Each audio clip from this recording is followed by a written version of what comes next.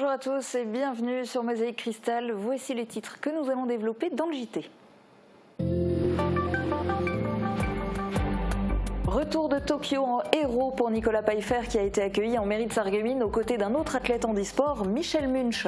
Le double médaillé d'or paralympique de tennis fauteuil et le champion de France handisport du semi-marathon ont eu droit aux félicitations officielles. Retour cette fois d'Afghanistan pour 27 soldats du 16e bataillon de chasseurs à pied. Ils ont contribué à exfiltrer près de 3000 ressortissants français. Permission maintenant pour eux, tandis que 4 sections du bataillon partent en mission en Guyane. Participation citoyenne, le dispositif est mis en place à Neufgrange. Des habitants deviennent pour les gendarmes des référents sécurité chargés d'être vigilants et de signaler tout comportement suspect. Local et de qualité, l'Intermarché de Bitche se lance dans le bœuf de race charolaise, la Belle Rouge, et issu à 90% de la ferme d'Olferdin à Gros-Réderchin. Et si la préservation de l'environnement passait aussi par des prairies permanentes? Le parc naturel régional des Vosges du Nord a réuni éleveurs, conseillers agricoles, élus locaux, étudiants et enseignants pour créer une synergie. Et on s'intéressera aussi au domaine des technologies et de l'innovation. Notre spécialiste, c'est Thibaut. Quel est le thème de ta chronique aujourd'hui? Eh bien aujourd'hui, je vous apprendrai tout ce qu'il faut savoir sur la 5G. Je n'oublierai aucun détail. Eh bien, on voit ça dans quelques minutes. Côté magazine, on vous proposera aujourd'hui une immersion dans l'univers du cosplay. On commence avec l'actu et une cérémonie de plus pour le double médaillé paralympique de tennis fauteuil. Après l'Elysée et la mairie de Sarreguemines, Nicolas Peifer a été mis à l'honneur aux côtés de l'athlète handisport Michel Munch. Tous deux font la fierté de la ville. Cela valait bien une cérémonie en leur honneur. Guillaume Dumonteil y a assisté. 2021 aura une nouvelle fois été une grande année pour Nicolas Peifer et Michel Munch. Le premier a de nouveau été sacré champion paralympique en tennis fauteuil. Le second est devenu champion de France handisport de semi-marathon. De quoi réjouir de nombreuses personnes à Sarreguemines, notamment les élus. Nous en sommes bien sûr très fiers. Ce sont des enfants de Sarreguemines qui ont prospéré, qui ont grandi, qui ont évolué dans nos clubs, grâce aux bénévoles, grâce aux dirigeants, grâce à nos sponsors locaux, et nous en sommes bien sûr très fiers. À l'occasion d'une cérémonie en mairie, ces deux champions ont reçu beaucoup d'attention et d'éloges qui ne les ont pas laissés de marbre. Se faire inviter et puis se mettre à l'honneur par les élus et par le maire, c'est vraiment que du bonheur et ça donne encore plus envie de faire des résultats et d'aller plus loin. Ces deux sportifs ont un agenda bien rempli avec une multitude d'entraînements et de compétitions qui les attendent. Notamment la prochaine Olympiade qui ne se déroulera pas à l'autre bout de la terre, mais bien ici, en France. Il y a encore Paris 2024, donc ça va être l'objectif à long terme. C'est devant notre public, devant tous nos Français, devant tous les gens qui nous suivent tout au long de l'année et représenter surtout la ville de Sarreguemines à Paris 2024. Habitués des podiums et des performances sportives, Michel Munch et Nicolas Peifer ne laisseront pas passer l'occasion. Ils se donneront à fond pour briller. Pas de cérémonie pour eux, mais un repos bien mérité. Des soldats de Bitche viennent de rentrer d'Afghanistan. 2 sections du 16e bataillon de chasseurs à pied y étaient en intervention. Cela fait partie du quotidien bien rythmé de la garnison militaire de Bitche. Il y a les entraînements, les formations, mais aussi les départs pour des opérations extérieures et des retours après mission. Quand certains soldats rentrent de Kaboul, d'autres s'apprêtent à partir en Guyane. Ils témoignent et donnent leur ressenti dans ce reportage d'Uranie Tozic. Ils viennent tout juste de rentrer de Kaboul. En Afghanistan, ces 27 soldats du 16e bataillon de chasseurs à pied ont permis à 3000 personnes de quitter le pays. Fatigués par ces semaines en opération extérieure, ils profitent de ce petit déjeuner pour partager leur expérience. Et le fait que tous les pays ont travaillé ensemble dans le même endroit, c'était le contexte qui m'a marqué. Ils ont su être réactifs.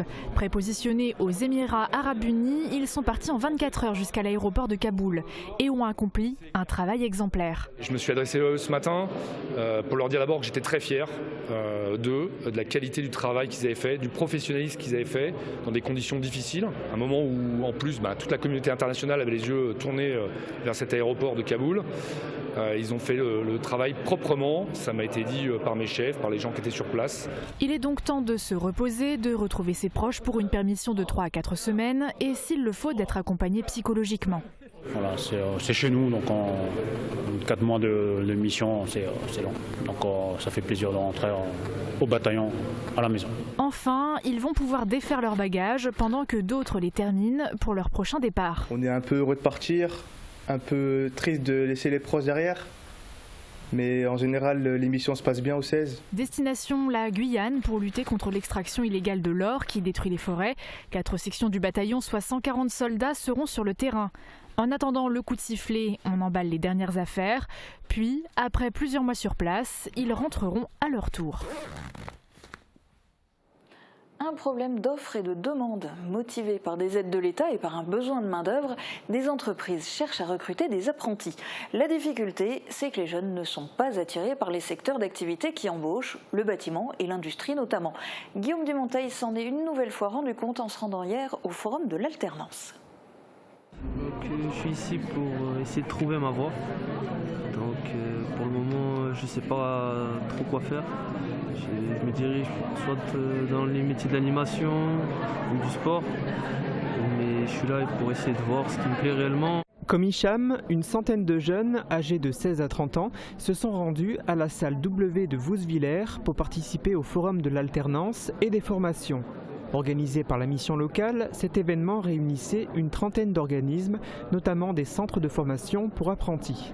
Ils échangeaient avec les jeunes à propos des offres proposées actuellement sur le marché de l'emploi. Le rapport de force s'est inversé. Il y a désormais davantage d'offres d'apprentissage que de demandes. Depuis un an, nous constatons qu'il y a un réel engouement pour l'alternance.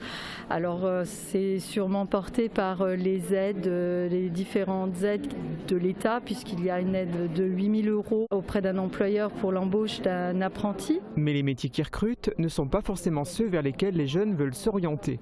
Ils boudent les entreprises industrielles et celles du bâtiment, alors que ce sont elles qui veulent le plus grand nombre d'apprentis. On est de plus en plus sur des emplois qualifiés, donc l'important c'est d'amener les jeunes vers ces secteurs qui sont des secteurs d'avenir, sont des secteurs où on trouve des rémunérations très intéressantes et des profils de carrière très importants et pour lesquels il y a peu d'engouement au niveau des jeunes, malheureusement. Un discours maintes fois martelé, mais dans le même temps, on ne peut pas forcer des gens à s'engager dans une voie professionnelle s'ils ne veulent pas y aller.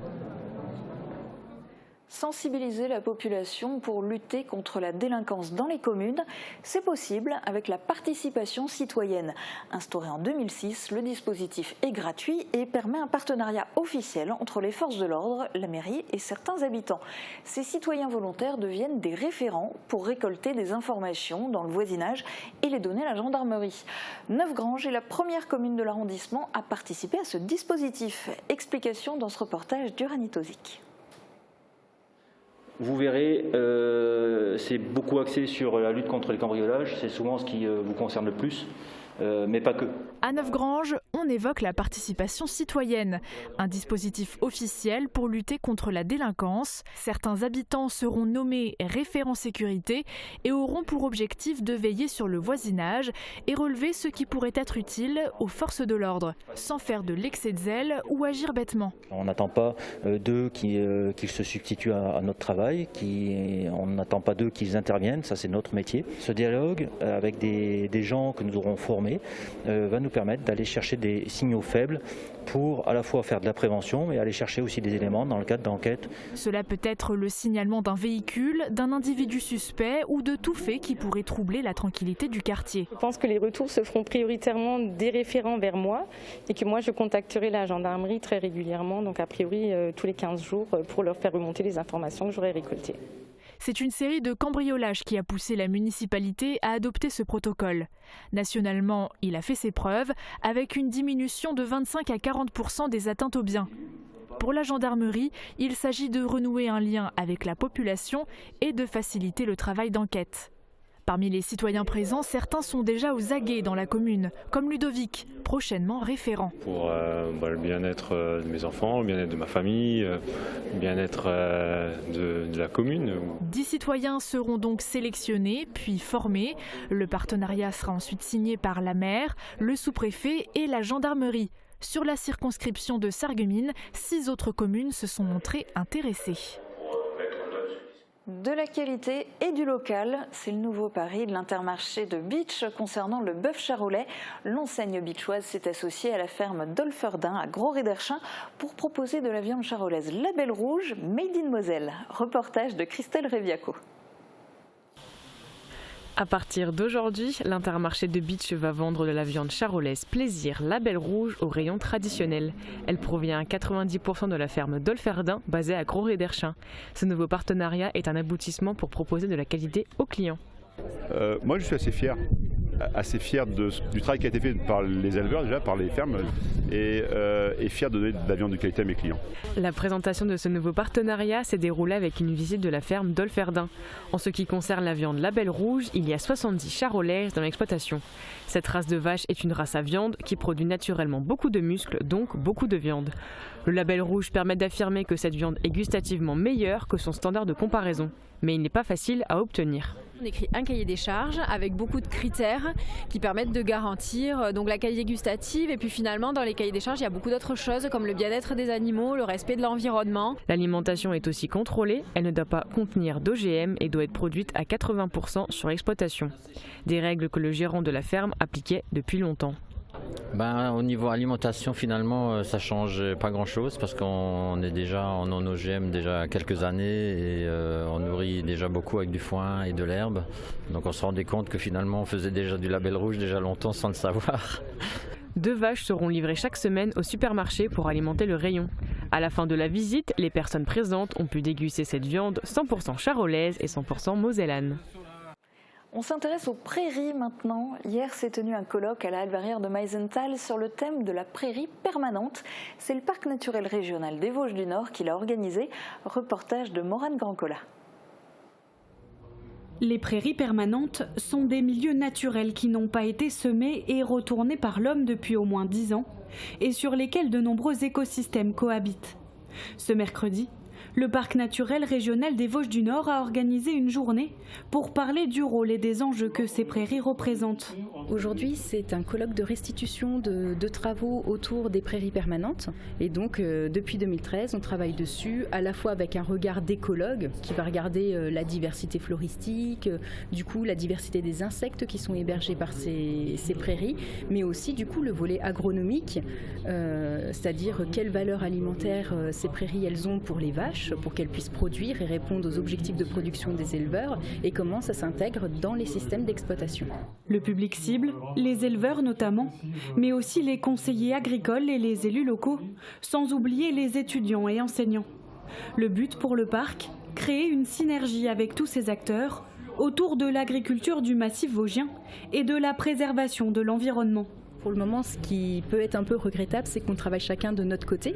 Donc là, on a réussi, les collectivités territoriales, entre guillemets, à travailler ensemble, mais on a créé maintenant des partenariats avec les chambres d'agriculture, avec les conservatoires d'espaces naturels, avec les conservatoires botaniques aussi, pour vraiment échanger sur nos méthodes d'accompagner les agriculteurs, nos connaissances que l'on a individuellement, mais aussi collectivement. Et donc c'est tout ça qu'on valorise aujourd'hui et qu'on va vouloir poursuivre dans les années futures.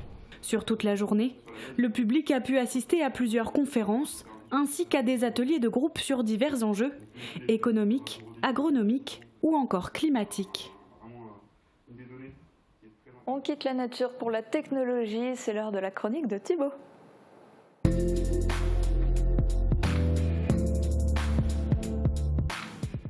Et oui, plongeons maintenant au cœur de l'innovation, de la technologie. Alors Thibaut, aujourd'hui tu nous disais tout à l'heure 4G, 5G, c'est ça? Et oui, aujourd'hui je vais vous parler de réseau mobile et tout ce qui concerne la 5G.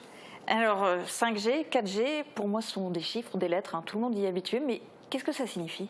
Alors je vous propose de revenir aux bases. Qu'est-ce qu'un réseau mobile? Eh bien les réseaux mobiles sont diffusés à travers ces antennes relais que nous voyons ici, disséminées un peu partout sur notre territoire. Alors concrètement, lorsque vous envoyez un SMS à votre mamie ou lorsque vous regardez une vidéo de chaton sur YouTube, eh bien vos données voyagent par ondes radio de votre smartphone jusqu'à cette antenne. Et Julia, 4G, 4e génération, c'est ce que ça veut dire. Et la 5e génération, eh bien, elle a été lancée le 18 novembre 2020. 2020, donc la 5G peut déjà être utilisée aujourd'hui. Tout à fait, Julia, elle est déjà commercialisée par les 4 grands opérateurs que sont Bouygues, Free, SFR et Orange. Alors bien sûr, il faut avoir un smartphone compatible sous la main, souscrire à un abonnement 5G et bien sûr être dans une zone couverte. Être dans une zone couverte, mais la couverture justement 5G, ça en est où ? Eh bien, elle progresse assez vite d'après les derniers chiffres en juin de l'ARCEP. L'ARCEP, c'est l'autorité qui gère les télécommunications. Eh bien, il y a déjà plus de 17 000 antennes actives dans notre pays. Les grandes agglomérations sont déjà pourvues en 5G. Alors il faudrait que je m'achète d'abord un smartphone compatible, que je prenne un abonnement 5G, mais si je fais tout ça, je peux m'en servir ici à Sarreguemines ? Oui Julia, tu peux t'en servir à Sarreguemines et vous aussi vous pouvez. Sur l'arrondissement, il y a plus de 27 antennes déjà actives dans notre territoire. Alors c'est paradoxal parce que la 5G se déploie très vite, mais il y a des zones et des communes qui n'ont toujours pas de la 4G, voire de la 3G. Je pense à Anvillers ou Obergeilbach. Ils peinent à trouver des barres de réseau. Meisenthal et Berenthal sortent à peine de la zone blanche. Ils sont passés en 4G l'année dernière. Donc en fait, la couverture 4G, elle est encore en cours, elle est encore en train de se déployer. Oui Julia, toutes les zones peu denses en France ne sont pas encore totalement couvertes en 4G. Il va falloir attendre 5 ans pour accomplir cet objectif. Bon alors d'ici là, et entre-temps, ceux qui peuvent déjà s'en servir, la 5G, qu'est-ce qu'elle a de plus, qu'est-ce qu'elle apporte par rapport aux anciennes générations ? Alors il faut que vous sachiez que les anciennes générations sont toujours actives, elles voyagent juste sur des bornes de fréquences différentes. Je te demande d'imaginer Julia, qu'un réseau mobile soit un train. Ce train-là sera la 2G. Voilà. Locomotive à vapeur. Locomotive à vapeur, tout à fait. On peut passer des SMS, faire des appels, et c'est tout ce qu'il peut faire malheureusement. On voyage dans le temps, on voyage aussi en puissance, on augmente. La 3G, ce serait ce train-là. Plus de wagons, plus de capacité, donc plus de données, ça va beaucoup plus vite. On peut désormais naviguer sur le web ou échanger des photos. Et aujourd'hui, on a le frimeur de service. Nous avons la 4G, la 4G. Alors ici, vous avez un débit indiqué à 4 mégabits seconde. Il faut savoir que selon votre localisation, ça peut passer de 40 jusqu'à 150 mégabits. Qu'est-ce que nous pouvons faire aujourd'hui avec la 4G ? Aujourd'hui, on peut surfer très rapidement sur le web, on peut faire des streamings ou encore visionner des vidéos en HD. Et lui, c'est le petit nouveau de la bande, c'est la 5G qui va pouvoir atteindre des débits de plusieurs dizaines de gigabits.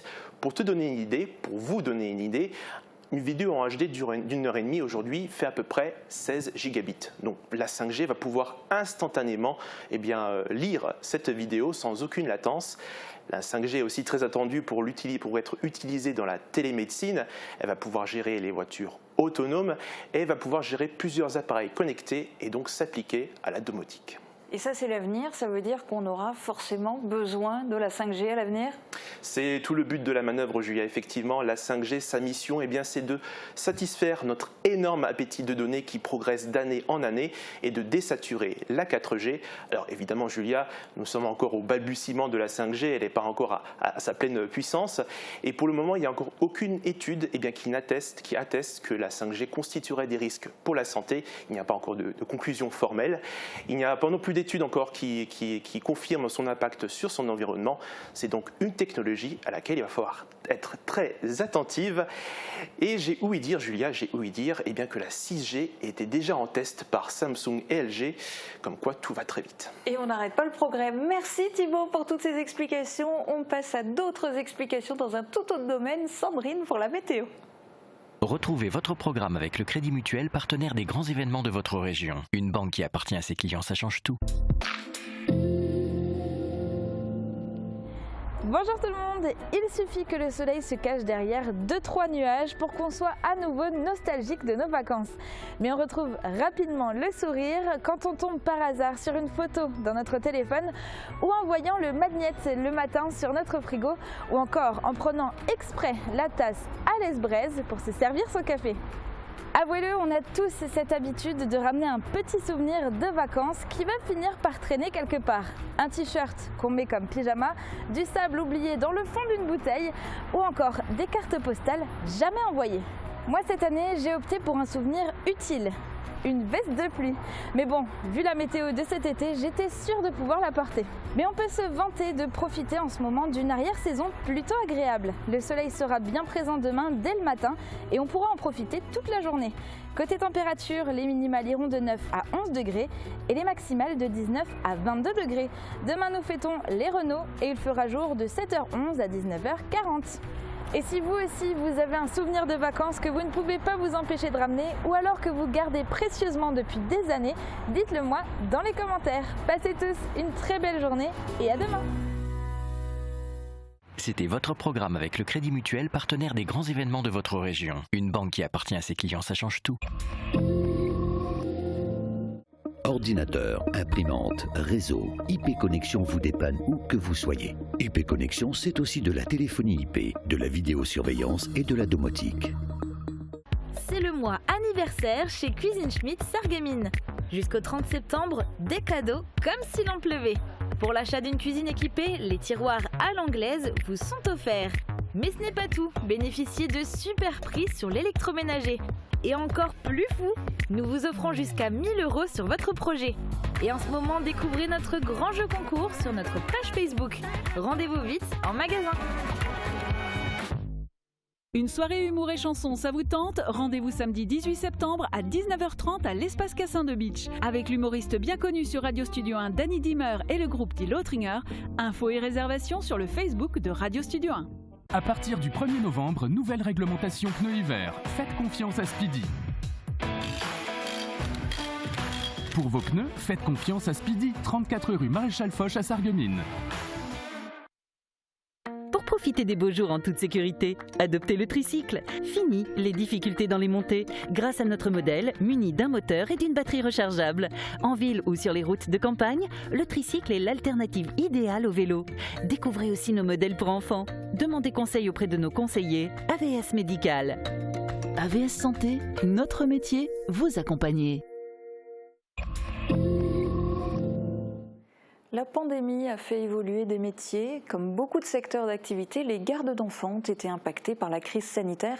Le nombre de demandes chez les assistantes maternelles a évolué, mais ce n'est pas le seul changement. La communication avec les enfants est devenue plus compliquée.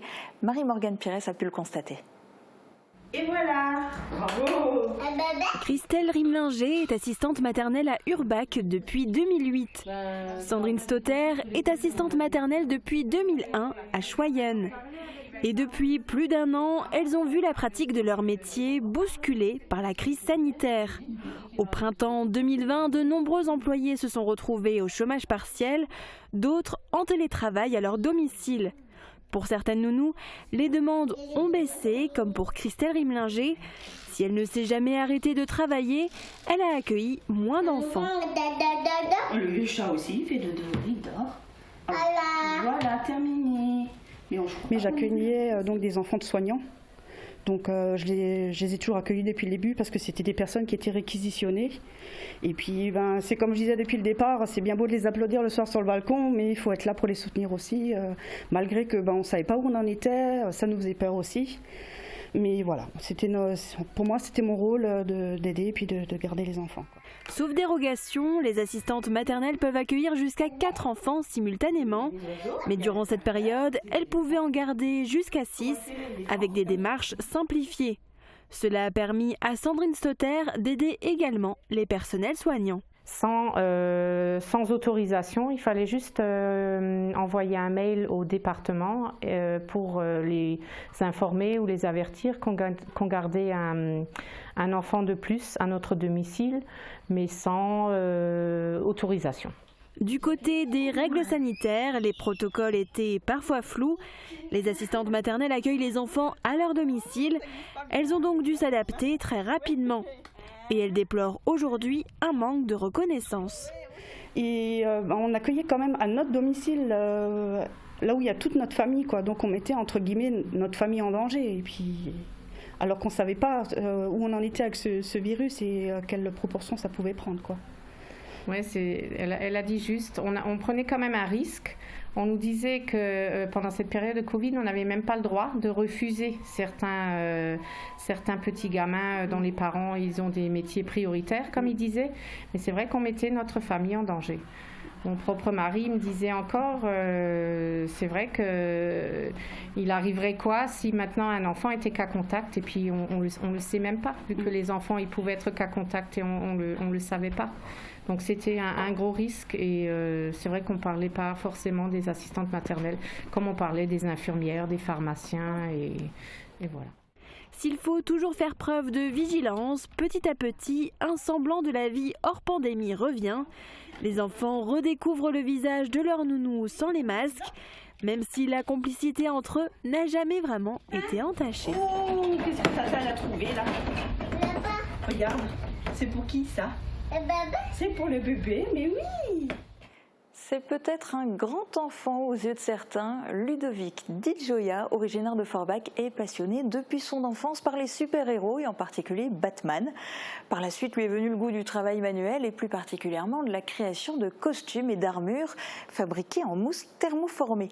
C'est donc tout naturellement qu'il s'est tourné vers le cosplay. Il nous a ouvert les portes de son antre dédié aux super-héros en tout genre. Immersion dans l'univers du cosplay.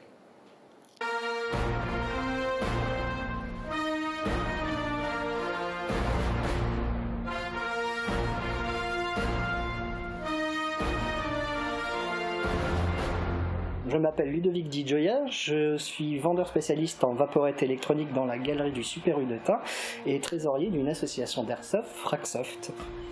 Et je fais du cosplay. Le monde du cosplay, c'est on prend un personnage qu'on aime de base, on fait le costume et on interprète. Ce qui est important, le costume et le play, le rôle.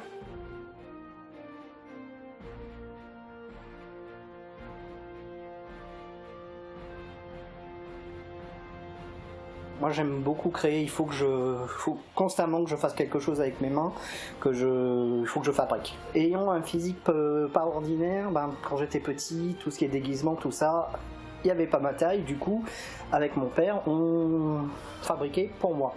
Et par la suite j'ai continué, il m'a appris à coudre et après moi je suis passé dans les armures, donc en mousse ou en combinaison de plusieurs choses. Cuir, mousse. Alors le mousse, c'est la mousse de tapis de gym que vous trouvez dans les magasins de sport. Et puis d'autres choses, impression 3D du coup maintenant, les nouvelles technologies donnent des petits coups de main. Utiliser plein de techniques différentes pour arriver à donner vie au personnage. Là-dessus, j'ai ajouté pièces 3D. Avant tout était en mousse. Et du coup, comme dit, j'aime bien maintenant utiliser pour faire des petits accessoires. Et au niveau de la cape, tout est en velcro. Alors là, on a un rêve d'enfant. Je suis né en 1984 et cette année-là, Ghostbusters est sorti. Donc j'ai grandi avec ça. Et depuis que j'ai une imprimante 3D, je me suis fait le pack de poton. Donc c'est le sac à dos qu'ils utilisent dans le film et qui est fonctionnel.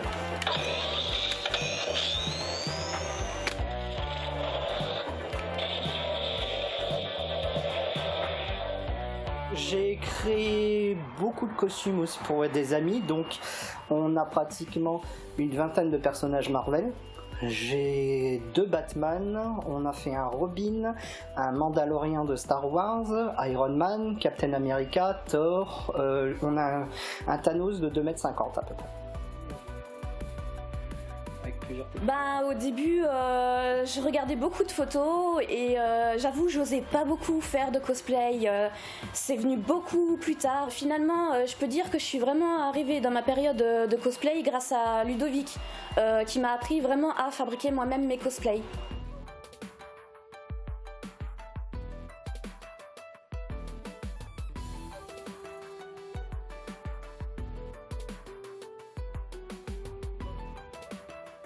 Il y a beaucoup de choses à dire sur les conventions au final. On peut faire de belles rencontres, on peut faire de belles expériences, mais souvent les conventions, le gros souci qu'il y a avec les conventions, il y en a plusieurs, c'est que c'est souvent du commercial et que faut pas avoir peur du regard des gens. Faut venir tel qu'on est avec le cosplay qu'on veut porter et pas écouter les gens qui vous disent forcément t'es petite, tu peux faire que des personnages qui sont petits. T'es une fille, tu peux pas faire ce personnage parce que c'est un garçon. Il y a plein, même le principe du t'es pas maigre, donc faut pas faire de personnage qui soit maigre.